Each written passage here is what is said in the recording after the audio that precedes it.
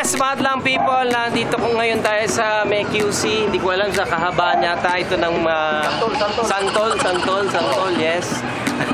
At maghahanap po tayo ng bibiyayaan po natin para sa ating random act of kindness. Let's go! Hello! Uy! Hello po. Hello po, kamusta po kayo? Ito po yung tricycle ninyo? O anong nangyari? Naplatan eh. Kasama nyo anak nyo? Oh, hello, ano pangalan mo? Yes po. Sa isang araw, magkano na iuwi mo kaya? Minsan, nakana yung 500. Ilan ba ang mga anak mo? Dalawa. Eh, yung asawa mo, may trabaho. Yung una ko asawa, patay na. May pangalawa ka ng asawa. Gana pa lang, busog. Naghahanap pala. Meron pa. Ah, wala! Chinichismis ka tuloy ni Bea. Meron na siyang bagong asawa. Opo. Pumupunta sa bahay namin. Pupunta pa lang. Tanggapin mo ito, 8,000 pesos. Galing sa It's Showtime. Salamat po sa ABS-CBN kay Boss Ogie. God bless you.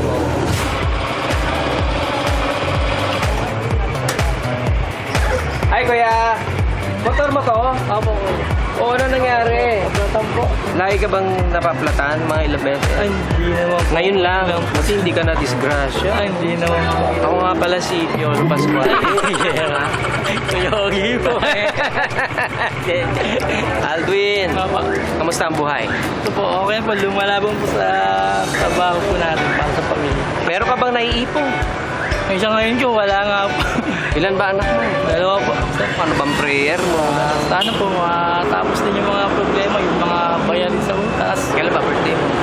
Oh, malapit na po, July 4. Tapos yung anak ko, sa 19, mapabinyagan ko na. Okay lang ba? Nabibigyan ka namin ng bonus na Ay, 9,000. salamat po, sir. Mas malaking biyaya po sa amin, sir. Mababayaran ko po yung sa pandagdag binyag sa anak ko. Tanggapin mo ito. Salamat po, Kuya Ogie. 9,000 Aldwin. Sino mag-aakala Salamat po, dito opo. sa Thank you, sir. kalyeng ito may mga matatagpuan kita. Oh! Bisikleta mo ba to, kuya? Ano nangyari? Na-flat? Bakit? Bukas po eh. O ano bang trabaho mo, Edgar? Janitor po dyan sa may sa QI, sir. Ikaw ba'y may pamilya? Opo. Yung mga sinusuportan ko po yung mga kapatid ko. Ilang kayo magkakapatid? Bali, 7 po kami nun. Kaso yung panganay po sa amin, patay na po. Eh, yung mga magulang mo? Wala pong trabaho. Ikaw lang ba inaasahan nila? Opo. Ikaw ba'y nakakapag-aral? Hindi na po ako nagagawa. Ba't ka hindi nag-aaral? Dahil sa kapatid ko kasi wala rin po nagpapara sa kanila. Wala rin po trabaho yung mama ko. Saka yung papa ko. Kaya ako na lang po nagsakripisyo para makapagtapos sila. Ikaw ba, kusa mo yung ginawa? Kasi nahiya na rin ako sa mga kamag-anak namin na puro na lang kami hiningi ng tulong. Kaya ginusto ko itong magtrabaho na lang. Magkano kinikita mo? 600 din yun. May dala ka bang pera dyan? Eh, 50 lang po yung pera ko dito. So, 50 ang dala mo ngayon kasi babayad mo sa pag-vulcanize mo. Opo. Okay na ba sa'yo na ako na mismo magbigay sa'yo ng blessing? Opo. Tanggapin mo 8,000 pesos. Salamat po, It's Showtime. Shoutout po sa mga pamilya ko, saka kay Sir Ogie.